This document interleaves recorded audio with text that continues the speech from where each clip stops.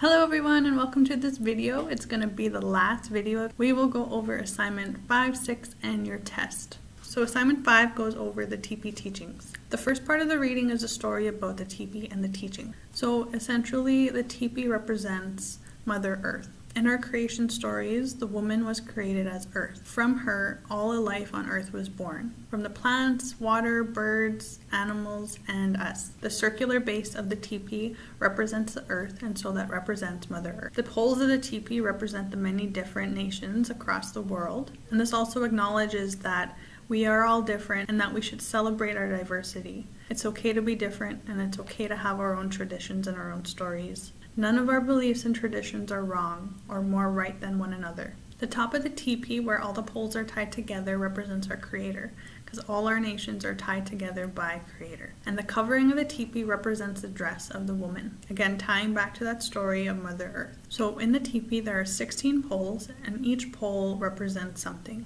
So I'm not going to go over each pole. You can do that in the reading. What I do want to share with you though is that when you set up a teepee, there are protocols that you follow. So with the 16 poles, you should have 16 people that put up each pole. Again, to represent that our world is connected through many different people and that we're all diverse and that we're all equally important. So I've helped set up a teepee twice, once last year in September and then again this year in February. And one of the teachings that we were taught by the elder that helped us put up the teepee was that you don't step over the poles because each pole represents something.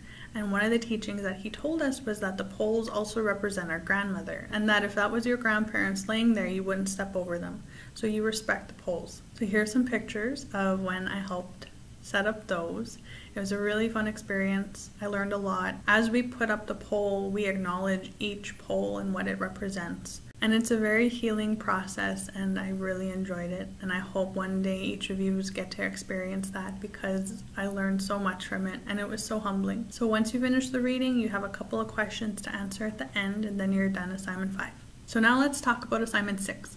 So assignment 6 is called Cree Constellations. In this assignment, there are 3 Cree constellation stories that are presented to you. Your job is to pick one and then answer the questions at the end about that one constellation that you chose and read about. So these stories come from the book Tipiskawi Kasik Night Sky Star Stories by Wilfred Buck. He is a knowledge keeper and scholar from OCN, and he currently works with the Manitoba First Nations Resource Centre as the science facilitator. The 3 constellations that are in your package are Keewatin, the going home star, Maganak, the turtle, and Achiakus Ininawak.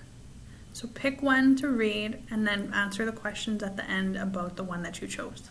And once you're finished that assignment, your next thing is the test, and after that you are done your final package. So if you need any help, don't be afraid to reach out. And that wraps up our course. I hope you enjoyed what you learned. I had a lot of fun teaching this course. I had a lot of fun making these videos. I hope one day I get to meet you in person. And I hope these videos were helpful to you as you work through the packages. And with that, we'll see you around, and I hope you have a good summer.